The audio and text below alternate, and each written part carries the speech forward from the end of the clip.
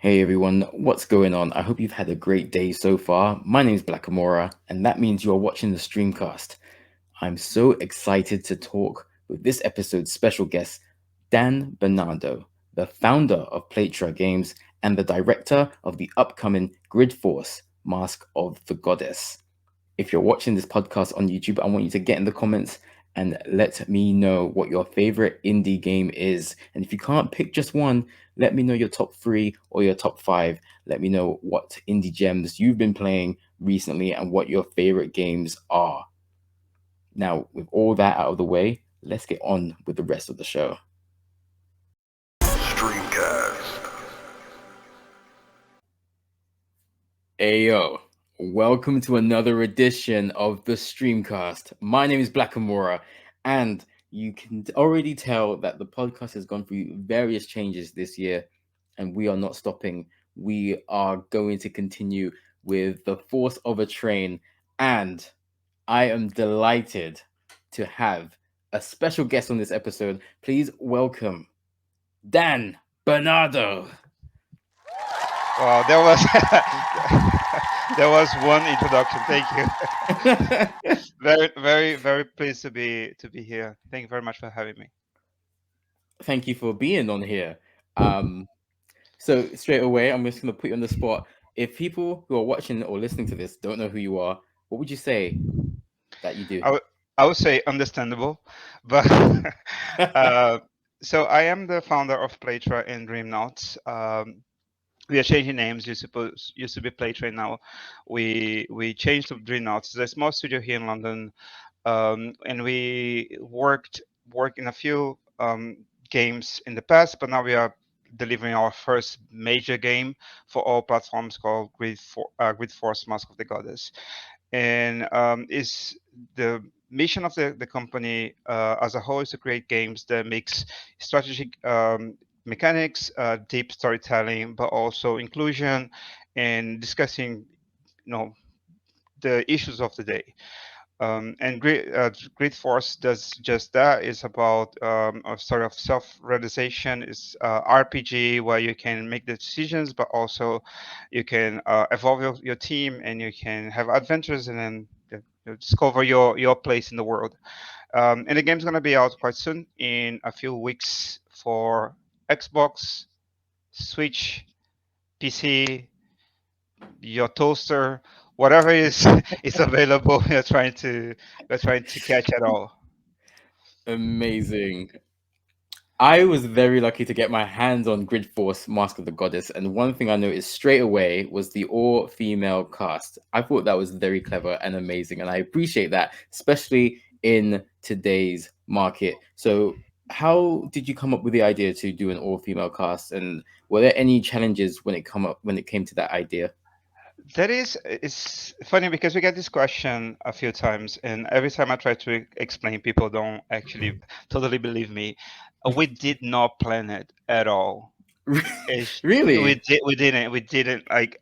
We're very happy that happened, but when we first start thinking about the mechanics of the game, and we want to tell a story, and the story should be as inclusive and you know true as can possibly be. And one of our artists, he started like drawing a character, and I was like, oh, she's awesome, she's so amazing, and she should have companions. And then we start drawing the companions, and they're all females. Like, who is gonna be the villain, and was also female. And then you just realize that we are going the direction. And then was when the team came together and said, is that what we want to do, is what we're gonna do, because it's gonna be it's gonna be tough. That's something that we really wanted to do, but we knew that first we need to actually make our homework, expand the team and bring more female members of the team. We want this to be authentic. So I was like, I cannot write this. I cannot be the writer of a female story because I don't have the lived experience. So we brought female writers, female designers, and storytellers. Try to create this world in a way that feels real, and all the experience of the characters has to be feel. It's a fantastic world, of course, but they have to feel grounded in real emotions. And then when we got to the point where it was like, yeah, that was the right decision. We know that we're gonna get quite a lot of backlash and some hate online because of that. But what is the thing that you do these days that don't get hate? So I was like, Yeah. let's just do it. Um, but in the end, became this homage to the heroines of our lives, of our mothers and sisters and teachers and all female figures that made us what we are. And I'm very glad about it. Yeah, I think that's got to be one of the happiest accidents. Be- because it just, I don't know why, it just felt intentional to me. It felt like Mm, this was a targeted effort to tell the stories of these women, and they all have different personalities. It's written very well from the little bit that mm. I played, and I cannot wait to just go through the game story. It plays amazingly as well. Talk to me about your inspirations behind this game, because it was very fun to play, and I could see there was a lot of thought placed on RPGs of the past and board games as well. So yeah, talk to me about what inspired you to make this game. So when we start creating games, Dream Notes, it always starts with, is this fun? Is this something that people are gonna like to play, regardless? Message is very important to us. We want to make sure that you are telling fresh stories that actually have something to say. But if the package is not a fun mechanic, it becomes very educational, and we don't want this to be the case. We want people to actually have fun with the game. So for three, Grid Force was funny because I was in the time playing Mega Man Battle Network. That is a very old game from Capcom. Is a spin-off of Mega Man. Is a tactical game, and I think the main connection with our game is a grid-based game. And I was like, oh, I love this, but it could be a bit faster. And I started actually testing with our developer, and we got to something that we thought, oh my god, this is so nice. So we had a set of characters we want to play, and a story we want to tell, and now we had a mechanic that we thought would work really well and will be a very weird and quirky mix. So when you put this together, it just click. It just feel like, okay, that is that is fun. That is nice to play. Um, and it was incredible for us because all the team they're huge fans of games for the 80s and 90s, and we really want to create something that doesn't feel like, I'm not trying to throw shade on any pixel art games. We love them, but we want something that it just feels as a successor, not only a remake. Mm, So we create something that if you play is very arcadey, and people feel like, oh my god, seems like I can just sit and play, but at the same time has very modern influences and is our taste. So yeah, we had ideas and we have mechanics, and it just felt like, okay, this is chocolate, this is peanut butter. Oh, that tastes good. Let's just let's just keep eating it. mm, Yeah, and then we developed from there. sweet. I definitely got the Mega Man vibe while playing that game. So yeah, good company. So now at this point, I want to pull things back a little bit, and I want to get into you, the gamer, not so much the director, not so much the founder, the boss, the leader. Let's get into let's get into Dan, the gamer. I Mhm. want you to tell me if you can remember your first ever game and console. Okay, this is gonna be very sad. So, um, it is just a bit of context. I am a Brazilian guy. I came from a very very poor region in the north of Brazil. It was actually a slum, and my family was always very very poor. And the first memory of video games that I have is coming back from school and looking up, and there was a house with a rich boy who had a video game, a console. Right. But I never played it, but I felt like I just could see those images, and I was so enchanted by that. And but I could not understand what was working, what's going on. So I would go back home, come back home from school, and I would exactly draw the games in a paper, and I would try to pretend to play them. it is very sad.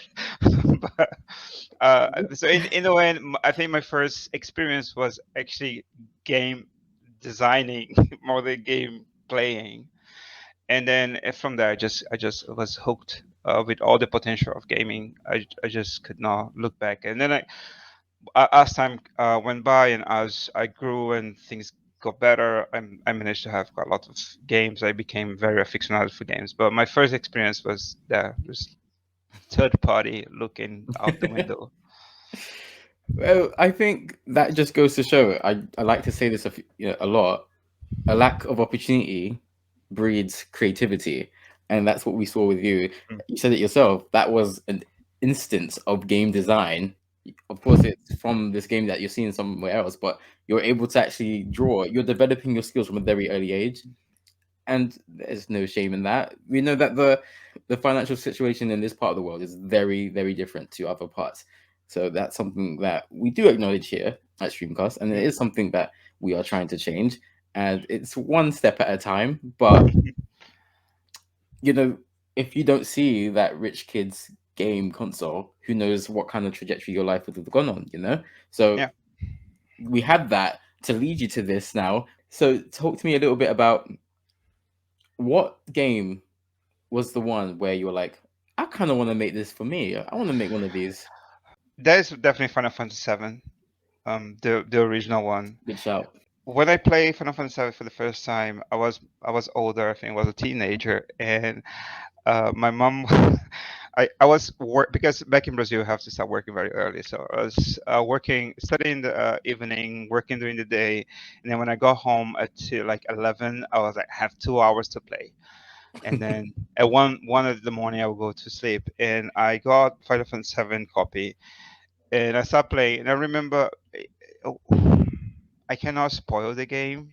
It's an old game, but they remade it now, so I cannot It's spoil. fine. The game came out in '97. It's Yeah, fine. Spoiler warning for everyone. yeah, yeah. How can I put this? No, I don't really want to say it. But I'll put a disclaimer. Spoiler warning. If you do not want this game spoiled for you, this 1997 game spoiled for you, please skip forward like 2-3 minutes. Yeah. All right. okay, I'm Dan, gonna go try. away. I'm gonna try. But Go. basically, what happens is you have this character called Aerith, and there is a part of the game where you don't expect. She goes away. She leaves the party, and then she goes try to solve the problem, the conflict, and then she's killed.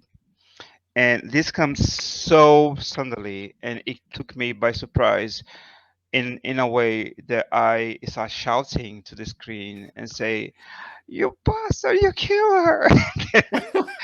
And I like actually sobbing, and my mom come and say, "What's happening?" I was like, "She's dead, mom. She's dead."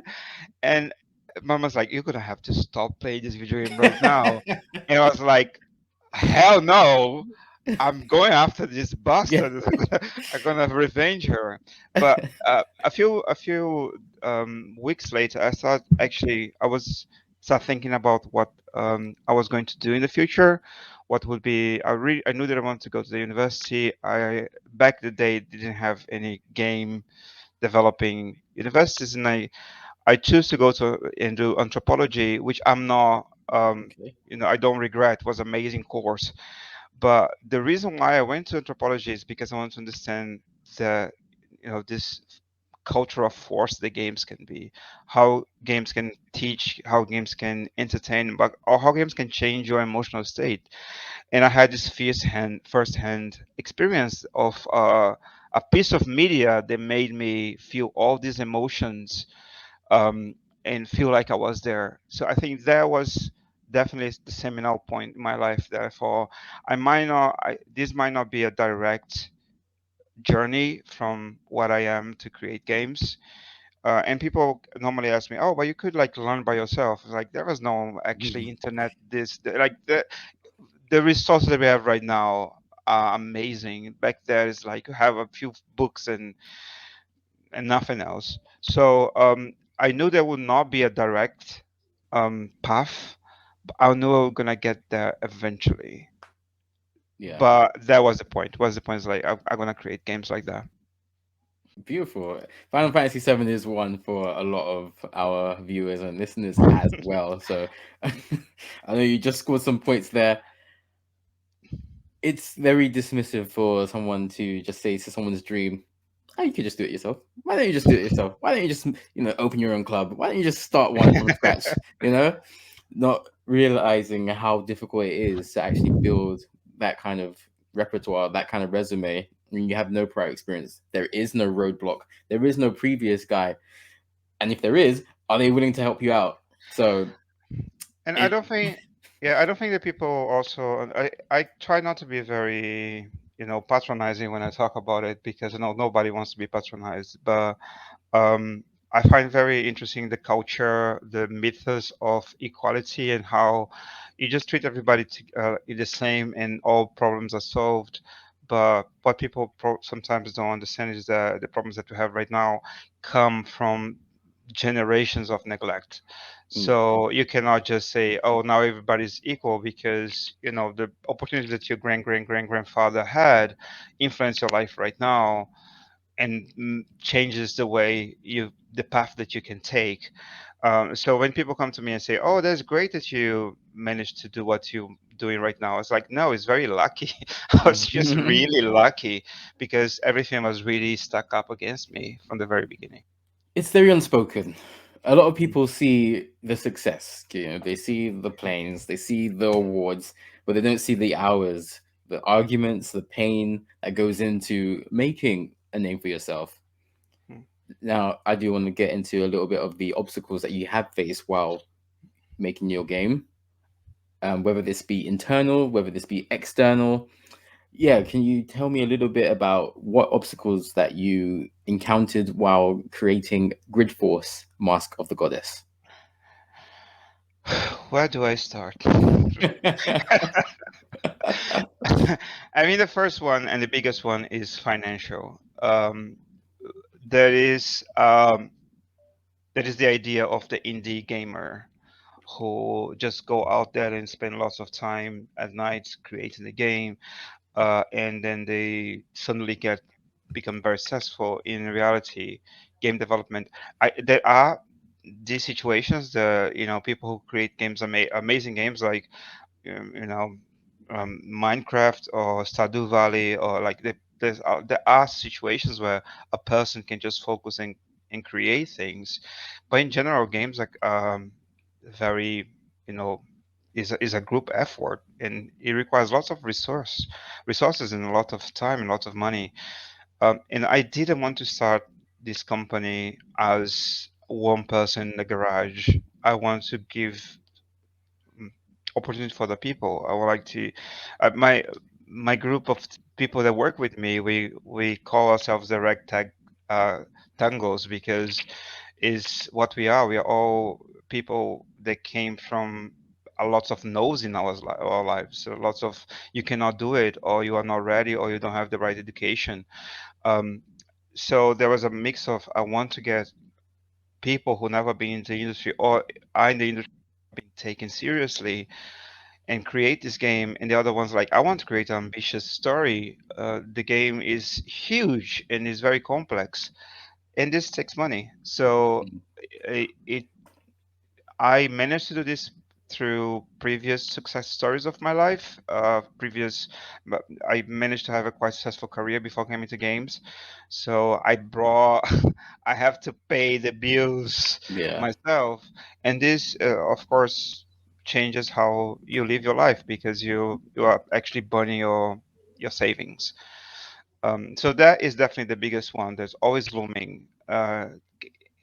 Am I going to be able to pay the salaries? Am I going to be able to do this? Am I going to be able to show the game in an event? Am I going to be able to market the game the way it's supposed to? And then there is a pressure from your community. So I don't know if you know it, but I am a queer creator.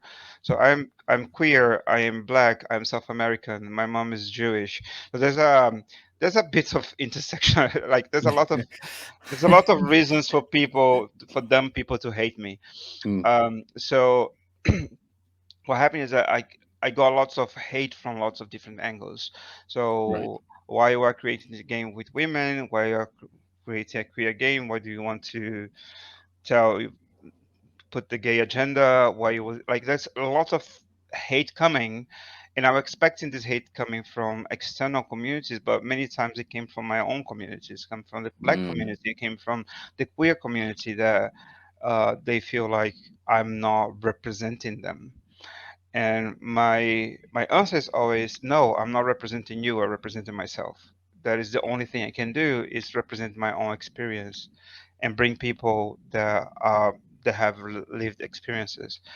So there was a bit um, there was a big challenge for me to accept that I was not gonna be able to please I knew that I was not gonna be able to please everybody, but I was not expecting not be able to please my own people. right. I was actually expecting a lot of support, which I had, but definitely in those communities that I feel like part of, Mm. I had less support than I expected, to be honest. And that is a shame. That is honestly a shame. I feel like there's a lot of unlearning that we still all need to do. I know I've got a lot of unlearning I still need to do. There's a lot of stuff that I've got to deal with. But yeah, just communities need to understand that it's not just this or that. We can be both. We can be part of multiple communities, and that doesn't mean that we're excluded from your support. It doesn't mean now our ranking in your favor drops 7 rungs. It shouldn't be like that. There should be just pure love and support for anyone who's trying to make a positive change in the world. And I believe that's what you're trying to do with these games, with these stories that you're trying to tell. This is a very positive message that I got from like 30 minutes. It's truly sad when you hear these stories of just people just being really hated on for something that they can't control. You can't control that your mom's Jewish. You can't control that you're queer. You can't control that you're Brazilian. Like, That, is you know what, is it the point is I think as humans, and that's one thing that I love about my anthropologist background, is that this is a very human feeling. Is try to, instead of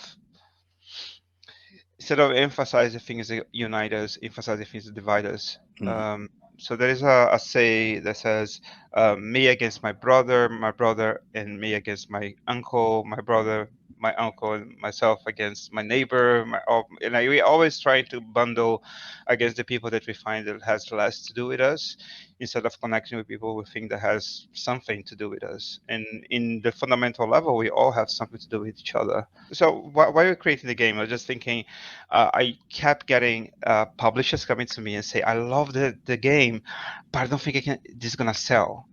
And I was like, that's a bummer. I really want to get rich, but you, you just blow my dreams there. But at the same time, I was just feeling, do you really like the game? And they are like, Mm. yeah, we love the game. It's like, it's very original, or I love the art, or love this or that. And I'm like, then I'm doing something right. I'm not doing something that's gonna make me rich, but I'm doing something that has some artistical value, and there's some message that I will be proud of. So I'm just gonna keep going. The problem is not the hate, man. The problem is be stopped by it. Um, so I just refuse to be stopped by it. There is definitely something to say about the "this won't sell" argument.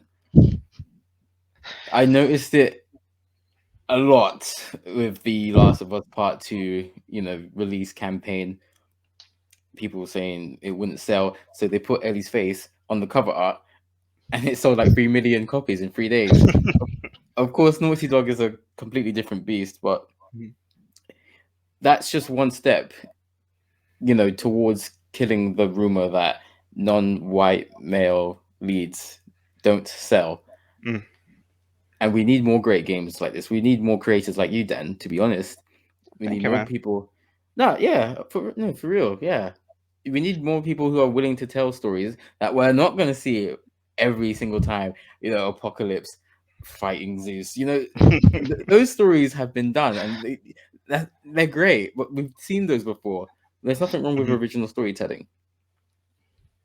So Yeah. I just the funny thing is that I spend a lot of my time now less because of the game is just dragging my soul because we are in the last few weeks of development, which means that every waking moment you are either working on the game or worry the game is gonna blow or you know like it's always something terrorizing you that people are gonna hate what you're doing. There's always in the back of your mind. um, but most of the time I spend at least 10 or 20% of my time, working time, either lecturing or giving talks or taking part of things like this, podcasts, and trying to pass the message, you know, elsewhere. And normally they're not to do with games necessarily. They're just to do with. I think it's the most important thing for me is to be visible. Um, Not necessarily be a leader or necessarily be rich or necessarily be successful, but be visible. People say I really love the we had a few people working with us as interns quite recently, and one of them was an amazing guy, and he is of color, and then he came to me and said, I was I was so surprised that you are the boss, and I was like, that I hate that. I hate mm, that this is a surprise, and I hate that people need to think twice and say, okay, is he really the boss? He is the guy. He's the director. He is the guy who will make the decisions. He's the guy to blame when things go wrong. Uh, I'm good with all of those things. What I'm not good with is to be an exception. So I just feel that if I'm visible enough, I'm gonna be able to help create a generation where this is not the case. They're not gonna yeah, look at somebody like me and say, "Oh, is he the boss?" They'll be just like, "Yeah, he's the boss." yeah, and I know that one day that will be the norm. People won't bat twice when they're like, "Dan's the boss here." All right, it's just gonna be all right. Good morning, Dan. What's going on? I've had a look at your website, and I know you've won plenty of awards. This is the time to big yourself up and tell us about all the awards that you've won, whether it's for this game, whether it's for other games that you worked on. Oh, jeez, I don't. I honestly don't remember. I said no. It feels so ghoulish, it's so gauche. Or I don't remember my awards. That is not. Please don't read this way. The thing is, a while ago, somebody, a friend of mine, who I worked for, she was a very accomplished leader, and she told me, and she used to win lots of awards. And one day I was talking to her about it, and it's like, it's so nice that you have all these awards. And she said, those are the most amazing distractions that you can ever have. Mm, So don't let them distract you. Don't think about them. Just keep going. Just keep doing. mm, So we got a few awards for the game, and I got a few awards myself. But I think the ones that I remember the most are the ones that I didn't win, right. because the ones that I could just be there to acknowledge other people that did amazing job. So 3 weeks ago, I was no, it was 2 weeks ago. I was in Develop Brighton, and they have the Game Dev Hero Award, and then I got a nomination for Unsung Hero, All and I right. was like, what unsung hero means? It means that they cannot define exactly what you do, because Mm, it's not like, best director or best leader or best. It's just like unsung hero. And then I was there in the award ceremony, and I saw the people who was next to me, competing for the same award, people who did absolutely amazing job. That I was like, what am I doing here? These people are working for 20 years to make the industry a better place, and they are actually unsung heroes because they put other people forward, and they build up other people, not necessarily themselves. And at that point, I actually felt very, very small. mm, I felt very um, ordinary. right. Um, and I can honestly tell you that I was very glad when I didn't win, because it would be very shameful. I was like, I just I just arrived, I did a few things, and I'm kind of almost usurping the space of somebody who's like dedicate their lives for this. So I was very happy that some other people got recognition. And I try when my team gets a award or nomination, I tend to say this is a distraction. This is a great, this is a beautiful, amazing, shiny distraction to what's supposed to be, the goal of your life is to do a good job, do good work. So I'm so sorry. I just don't go. I don't follow them. That's completely fine, and I think that's a great answer all in the same, to be honest. So, Grid Force, Mask of the Goddess. I noticed something very intriguing, I would say. So at the start of the game, everything was in color and great colors were used. And then as soon as I started to progress into the levels of the game, I guess after the prologue, it just went black and white, like comic style, manga style. I assume this was obviously an intentional decision. Why is it that you decided to go with the black and white style when it came to like the main part of the game? Okay, so there is official and unofficial explanation. So the official is that we love manga and we want to create something that looks like manga, and we really want to, at the end of the game, actually launch a manga of the game, like Oh, printed, that we are working on right now. And this is not a lie. That is true. However, when we are discussing this, our lead artist said, "Oh my God, that's the only way we're gonna be able to actually produce this on in time. Because if I have to color everything, we're gonna need like 5 years to finish this." So it was like a very happy decision because mm, we didn't actually thinking about, oh, let's just do this. We really want to do this manga style because if you see back, I have quite a lot of mangas. I love the format, but was like a very convenient, very happy decision because it also streamline our workflow. And when you are working as an indie, every decision has a cost. okay. And the secret for us is trying to balance them so not all decisions make the game cheaper. Mm. So if you make a decision that A makes the game a bit more stylish and pays homage to manga, and B makes the game easier to do, it's like no brainer. Yeah. So yeah, so that's the two explanations. They are the same, but yeah, that's the reason why we did that. Love that. I love that we got both explanations here. Streamcast exclusive. But Yeah, that's normally you just get the first one in general. So it's definitely exclusive for you. appreciate that, Dan. I'm a bit of a manga guy myself. So, do you have any favorites? Manga these Mm. days. I, to be honest, I'm a aficionado with Sailor Moon. The first, Oh yeah, wow. I have all Sailor Moon. Oh, that's dope. I know I absolutely love that thing. It's just like my thing. So I have collections of 70s, 80s, and 90s. So Right. lately, I think the only thing that I actually read lately was Heaven's Word and One Punch Man, Oh, cool, cool. which I really loved. And I went to see the manga, the TV manga, and I was a bit down. But yeah, I tend to gravitate towards older mangas, especially the 80s and 90s are my favorite ones. And less, I normally go to Japan when I can. I love the country. And in Kyoto they have no, it's in Kyoto. Yeah, I think Kyoto is one of the manga museums, and it's amazing just to go there and go through. It's a very alive museum. It means that you can actually sit and you can actually get like handle the mangas and read it. That's so But I sick. don't speak any Japanese, so I just sat there pretending I was reading and just thinking to myself, I might be looking so cool right now. um, but I love the whole history of the manga as a format. So you go to Japan a lot? How often do you go?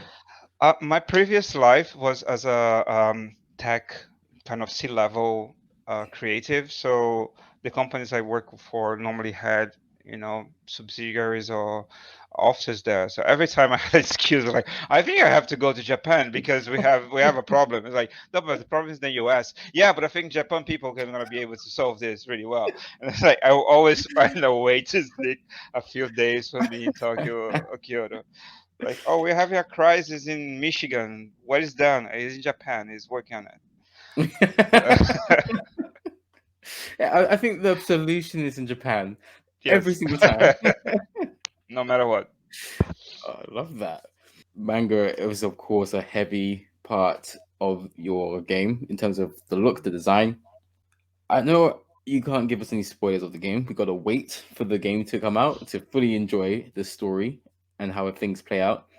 But what can you tell us about what went into each of the characters, the backstories of each character, of the main characters that I experienced? I think it was 4 or 5 different women that I played Yep. as. What can you tell us about not so much the big bad because that was very much a mystery, and I like that. Yeah, just tell us about the story to just get someone invested in this game because I feel like you're gonna have a lot of people from our community invested and interested in trying out your game. I think it's there is a like, as always with me. There's two explanations. I'm so sorry. So That's there's great. a It's great content.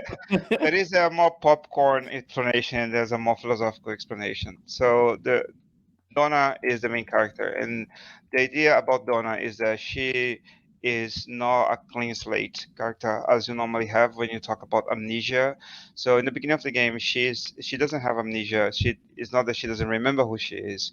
It's because the world is actually just started again, and she has nothing to remember. Is she was literally just born that day, um, and it's about how the world reacts to her because she doesn't remember uh, previous versions of her life, but seems like everybody does. Everybody has some preconceived idea of who she is, and this is a bit of exploration about how women of color in general are typecast.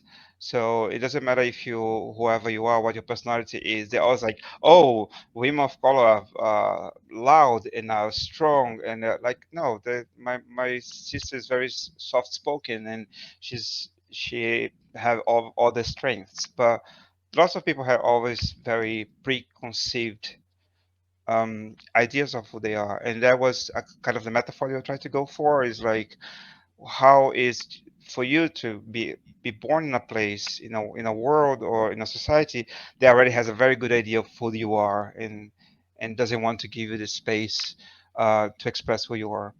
And the other three characters, one's called Bird, another one's Koniko, and the third one's Pan. They are, in my opinion, explorations of the three kinds of love that you experience in your life. Wow. So it's the motherly love, the sisterly love, or the friend's love, and the romantic love. And that is how Donna is going to learn about these three types of love and how they can hurt you sometimes and how they can make you grow. And sometimes you have to let them go.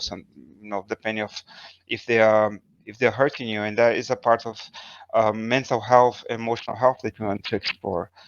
And then the rest of the world, you're gonna find almost 30 different characters with their own stories, and they all explore something. They all have some theme about their lives. So you have things like sexual abuse, but it's always me- always subtextual. We don't want to. We want just people to know about how people feel violated sometimes, and how this affects the victim much more than the person who actually, you know, commits it. So all the stories in the characters that we have, they explore something about growth or pain or hate or love or friendship or something the female people in the world actually go through, but all in this very fantastical background. So if you go for each one of the characters and try to understand what they come from, there is quite a lot of depth in each one of the stories. And some of those stories you're not actually going to see because it's impossible for you to get all the characters. Some of the decisions that you make, some friends and foes that you make lock other characters away and you cannot get them. But we wanted each one of the decisions to actually matter. So sometimes we make a decision that makes somebody else die, and this character is forever out of their story. So is what what are the pros and cons of your decision, how you live with that. So although if you play the game and you go through the story, it's very, we try to make something that is very modern and very of the age, and sometimes very light, and very humorous. If you peel a bit the themes, you're gonna see that it's got a lot of very philosophical and practical questions that we are trying to explore. Wow. Yeah. I could feel that very much from the demo that I experienced. And I'm glad that there's going to be a lot of subtext. There's going to be a lot of things that players are going to have to put two and two together to figure out what's going on. And I like the fact that there's decision trees. If you do this, you can't have this unless you play the whole game again. That, of course, gets the replayability factor up, but it also makes the player think, oh, what happens if I let this person die? What happens if I save this person? Just little things like that that can dramatically change your playthrough. And there is going to be a release date very, very soon. What date is Grid Force out? Oh my god! So the game was ready to be released on the 11th of August, but my publisher came to me and said, "Wouldn't it be amazing if we could launch the game during Tokyo Game Show?" And I was like, "Hmm, interesting, but it's in Japan, so I might have to go to Japan." You get it? You get it? Yes, And I I was get it. like, and he was like, "Yeah, this is the idea. You go there and you give some interviews, and the game is very. They are very sure that it's gonna resonate with the Japanese, Korean, Chinese audiences." So it was that decision to say, let's hold for a month. And I was like, I look at my team, who is now like battling every bug possible, and I was like, I guess it's gonna be fine. So like, I don't know. I'm a bit disappointed, but I'm gonna do this for you, publisher. So, um, then I went to the team, and the team was actually very not very disappointed, but it was like, oh man, I really want to show the game as soon as possible. But I think that is good for us because we can put a couple of weeks of more polishing, and want to make sure that the game runs smoothly. So yeah, it's gonna be, and actually this is exclusive, but this is not out yet. You're the only person knowing this. So it's gonna be the Ooh. 15th of September during Dog Tokyo Game Show, and I'm gonna have to go to Japan. You're just gonna have to go there. I'm so What? sorry. Yeah, it's the things you Expense do for your team. expense that flight.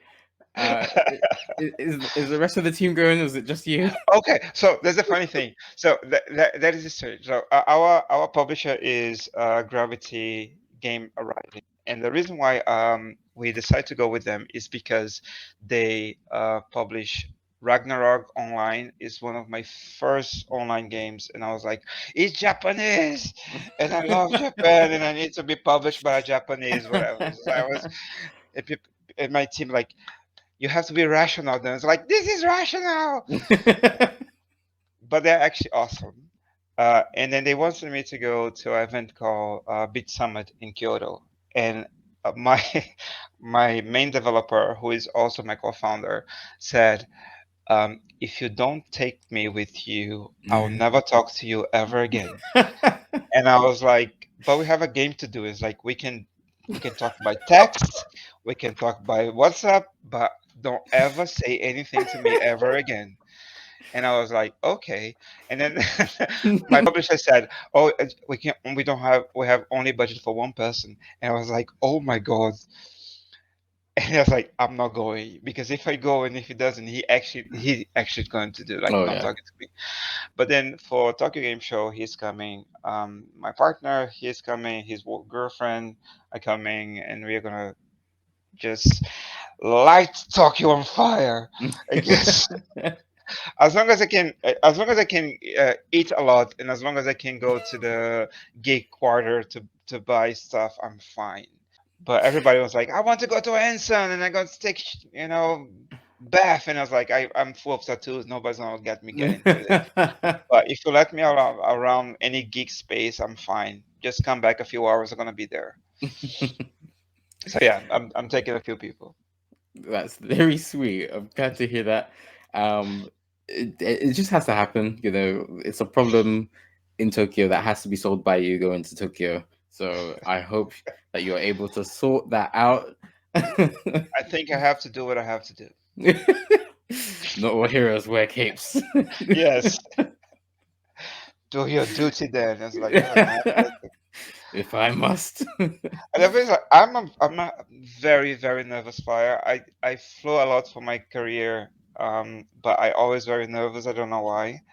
I'm not like the nervous, the kind of the no, don't do it, but I always have this pit of my stomach. There's something like Yeah. I don't like it. Um, so just to think about 14 hours and a half in the plane, I have to be thinking about the great things about that I'm gonna see there to be able to go through it. But I'm glad that we're gonna be able to attend. Yeah, and like equally, I'm happy for you to be able to go to your favorite place on earth, Tokyo, to talk about your game, get people in Japan playing your game. That's going to be amazing. Right, right. I do honestly wish you every success because I feel that this game has everything to be a great game. It plays well, it looks great, it's got stories throughout, and I think that's what people really are interested in these days. So 15th of September, make sure Yes, you mark that date, and it's going to be on all the platforms, right? yes. So it's gonna go out first on PC, Xbox, and Switch, and I'm going to also launch on everything else. The PlayStation is a funny thing because I really want to be in PlayStation, but because of the pipeline, I have to get something out. So it was PlayStation, but PlayStation is gonna get some exclusive stuff when this out a bit later. Yeah, so if thank you very much for that. And if people can wish list actually help a lot. Publish small studios like ours is the measurement of esteem of how much people are interested in something, and if you have good wish list numbers, it means that they're gonna be showing our game more to more people, and it's what matters for a small studio like us. Mhm.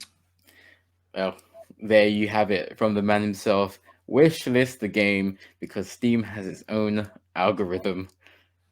And much like Steam, YouTube has its own algorithm, and you can help us battle YouTube's algorithm by liking this video if you are watching this on YouTube, leaving the comment about anything about this video, whether you are excited for Grid Force Master of the Goddess or you have been just ch- uh, charmed by Dan Bernando himself. Do you do you share his Tokyo problem? Do you have a Japan problem? Because I think I'm developing a Japan problem too. My life is not easy. It's have to go to Japan. I just have to say the other thing. Every time I see people say, I am a kind of avid reader of comments on Mm. YouTube. So I would love to see if people had any emotional experience with games, because I think I hope I'm not in the minority here. I hope more people had not sobbed in the middle of the night, but at least have a good time playing video games. I think that's what matters. Yes, absolutely. Drop those in the comments. Have you ever been emotional during the game? I know I have been in The Last of Us, but then that is all the time that we've got. Thank you so much once again for joining me tonight. Um, so really quickly, if you could summarize Grid Force, Mask of the Goddess in like a minute, like a quick elevator's pitch, how would you sell the game? So Grid Force is a tactical bullet hell RPG with lots of characters, each one with their own story, where um, when you can sympathize, empathize, and connect. and it's a story about loss, about growth, and about acceptance. It's a queer story. We are very happy to have the chance to do it, and we hope everybody likes as well. Amazing. And I know there's going to be people who are like, hey, Dan's got a nice beard. He sounded very eloquent today. I want to find out more about Dan. Where could they find more about you? Where could they follow you? Follow Playtra? It's going to be Dream Noughts, right? Yes, so we Yep. have Playtra Games is still a thing for now. So you can follow Playtra Games on Twitter. You can follow our Discord, also Playtra Games. And you can follow me on Twitter as well. I'm Dambi Science. Just put Dan Bernando. There's gonna be 1,000 of them. Maybe page 3 is me. Um, and if you want to connect on LinkedIn, I'm always there. Try to get some piece of advice and give to, if I can. But happy to connect with anyone who wants to be friends. We will put all of those links in the description, and you can keep up to date with the Streamcast by following us on Twitter, Instagram, and TikTok, Streamcast underscore. You can subscribe to our YouTube, youtube.com/Streamcast. Follow us on Twitch, Streamcast TV, and you can listen to our podcast on all major podcasting platforms, including Spotify and Apple.